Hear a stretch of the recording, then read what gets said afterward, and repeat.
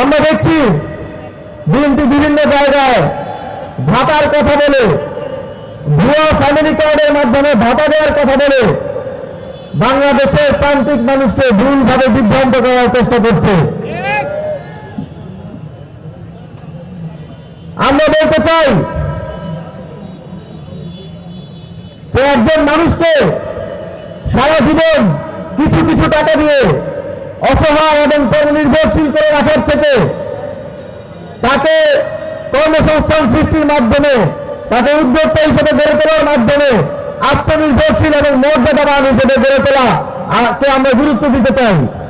আমরা গণঅভ্যুত্থানের পরে একটি অংশগ্রহণমূলক এবং সুষ্ঠু নির্বাচন প্রত্যাশা করেছিলাম, কিন্তু আমরা দেখতে পাচ্ছি প্রথমেই মনোনয়ন বাছাই পর্বে ঋণ খেলাপি এবং বিদেশি নাগরিকদের মনোনয়ন বৈধ করার মাধ্যমে পক্ষপাতিত্ব আমরা দেখতে পেয়েছি। আমরা দেখেছি জাতীয়তাবাদের কথা বলে, সবার আগে বাংলাদেশের কথা বলে বিদেশি নাগরিকদের মনোনয়ন দেওয়া। আমরা দেখেছি গত 2 দিনে জাতীয় নাগরিক পার্টির 2 জন প্রার্থী, ঢাকা 18 আসনের প্রার্থী আরিফুল ইসলাম আদিব এবং আজকে ঢাকা 8 আসনের প্রার্থী নাসিরউদ্দিন পাটোয়ারির উপর ভিন্ন হামলা চালানো হয়েছে।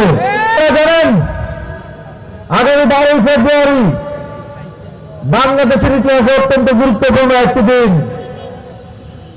সেদিন 2টি ব্যালট থাকবে।